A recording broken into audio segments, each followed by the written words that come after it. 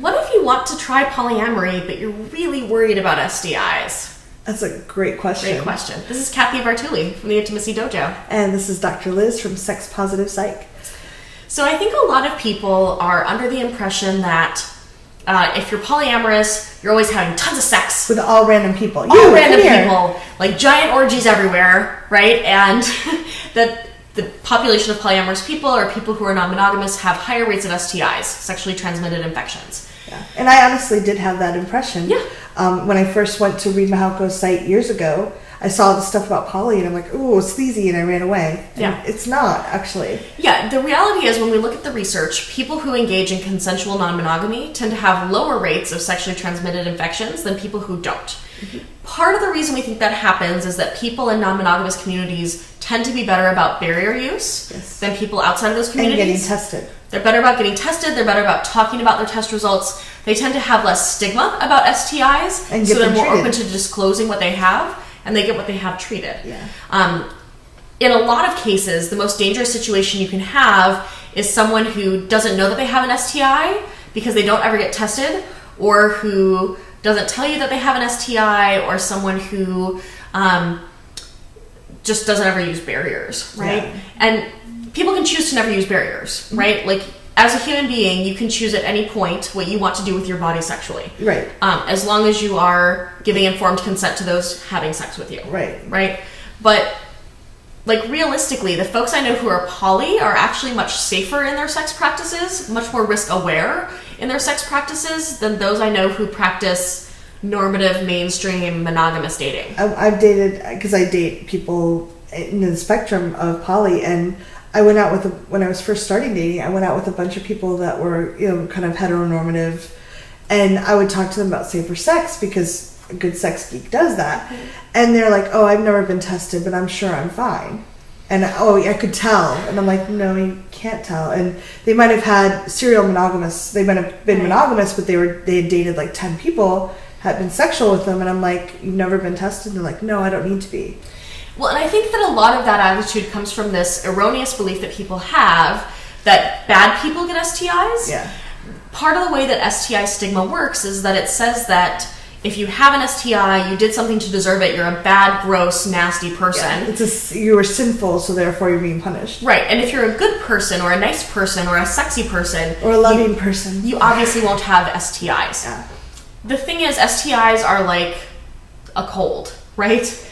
Anyone can get them, right? Well, and the most common STI is the common cold. Yeah. And you can get that. We've all had that. Everyone's had the common cold, right? Things like herpes, right?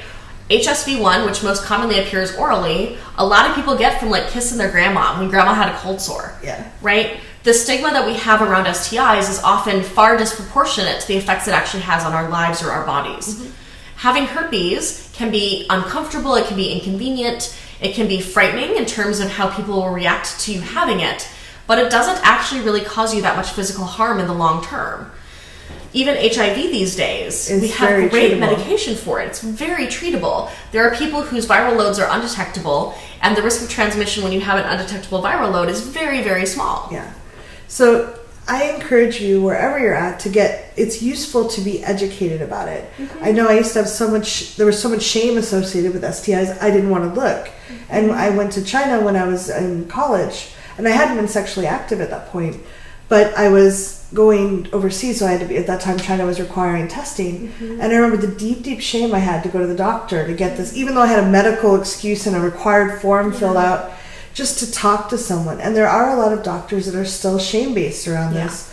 A lot of doctors won't even test for herpes because so many people have herpes that they don't want to test them because it shames, they don't want the shame thing. Well, and it's also like from a public health perspective, the herpes test is very expensive and doesn't necessarily give you very useful information. It tells you were exposed to the herpes virus because you have antibodies to it, but not necessarily that you have the herpes virus or could transmit it to someone else. Or where on your body it is so that you could watch for it or whatever. Yeah.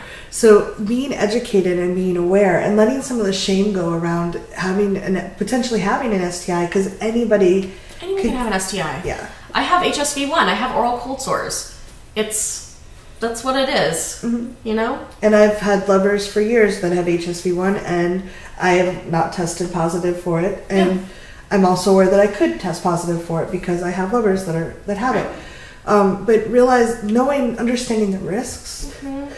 Excuse me. And that the risks aren't just STIs, right? There are so many risks that are associated with any kind of sexual encounter that you have. There are emotional risks, relational risks, pregnancy, right? And when all you're worried about is whether you're going to get gonorrhea or chlamydia, you're missing out on a lot of the risks that you actually might benefit from thinking about. Yeah. And gonorrhea and chlamydia generally aren't that huge a deal as long as you get them treat them. As long as they're not the resistant ones, which are relatively rare still, thank God. Pretty rare, yeah. So yeah, I would encourage you to explore. I wouldn't avoid a type of relationship based on that fear. Yeah. If poly's not the right fit for you, it's not the right fit for you.